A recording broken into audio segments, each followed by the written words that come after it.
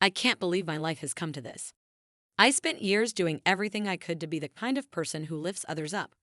I was always the dependable one, the person who put others first, no matter what. But now, when I need support the most, I feel like I'm standing alone in the middle of an empty room. Let me take you back to the start of this mess. I'm 36 years old. My husband, who's a year younger than me, and I have been married for 7 years. We've been together for almost a decade. It hasn't been perfect, but I thought we were solid. I thought we were the kind of couple that could weather any storm. Turns out I was wrong. We always wanted kids, always. From the moment we got serious, we talked about it. We pictured a little family, 2 kids, maybe 3, a dog, holidays filled with laughter. You know, the dream, but life had other plans. We tried for years, 4 years to be exact. 4 long, painful years of doctor appointments, failed treatments, and dashed hopes. We even went as far as doing IVF, but no matter what we tried, nothing worked. I couldn't stay pregnant. Then came the news that changed everything. A doctor's appointment I'll never forget. I found out I have a condition that makes it impossible for me to carry a child to term. I had to have surgery to remove growths in my uterus. The surgery was supposed to increase our chances of success, but there were complications. They ended up having to perform a partial hysterectomy. My uterus was gone. Just like that, the dream of carrying my own child disappeared. I was devastated.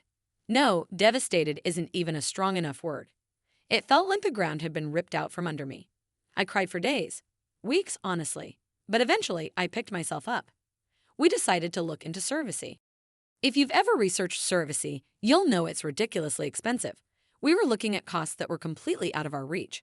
But then, like some kind of miracle, my best friend from college offered to help. She'd already had 2 kids of her own and said she'd carry our baby for us. I thought she was an angel. I thought she was saving us. We started the process. My husband and I poured everything we had into this. Financially, emotionally, physically.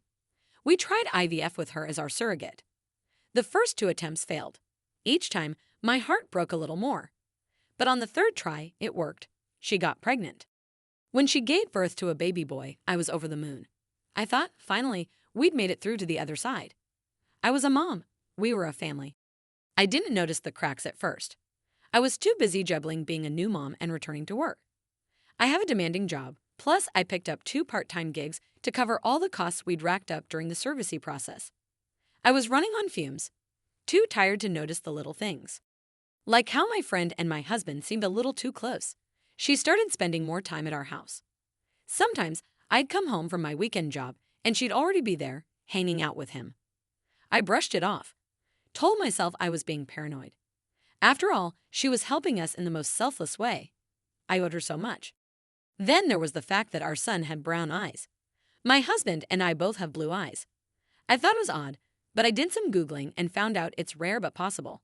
So I let it go. For 2 years, I lived in blissful ignorance. But then, everything came crashing down. It started with a doctor's appointment. Our son wasn't feeling well, so I took him in. They ran some blood tests. That's when the doctor told me something that stopped me in my tracks. My son's blood type didn't match mine, or my husband's. At first, I panicked. I thought the fertility clinic had messed up. Maybe they'd implanted someone else's embryo by mistake. I started looking for lawyers. I was ready to sue the clinic. But before I could go any further, I decided to get a DNA test. I needed to know for sure. The results came back, and they were a punch to the gut. My son wasn't biologically mine. But here's the kicker. He was biologically my husband's. I confronted my husband, demanding answers. That's when he dropped the bombshell. During the IVF process, he and my best friend had slept together. Multiple times. He swore he never thought she'd get pregnant. He said he always pulled out. He said he thought he was the reason we couldn't conceive, so it didn't seem like a big deal. I can't even begin to describe how I felt in that moment. Betrayal doesn't cover it. Anger doesn't cover it. It was like my entire world had been ripped apart. This wasn't just my husband's betrayal. It was my best friend's betrayal too. And the son I'd been raising, the son I'd poured my heart and soul into, wasn't mine at all. I couldn't stay in that house. I packed a bag and left. Stayed in a hotel for a week before moving in with my parents. I needed space to think, to figure out what to do next. I decided to file for divorce. There's no coming back from this. But here's where it gets even more complicated. I've also decided to give up my parental rights. I can't do it. I can't look at that child and not see the betrayal. My husband and my ex-best friend are furious. They're calling me heartless, saying I'm abandoning my son. Even my parents are trying to convince me to reconsider. They say it's not his fault, that he's innocent in all this. But I can't do it. I need a clean break. Some of my friends understand. They say they wouldn't be able to raise an affair baby either. Others think I'm being cold and selfish. But here's the thing, I didn't sign up for this. I didn't sign up to be lied to, betrayed, and left to pick up the pieces. I deserve a fresh start, and that's exactly what I'm going to give myself.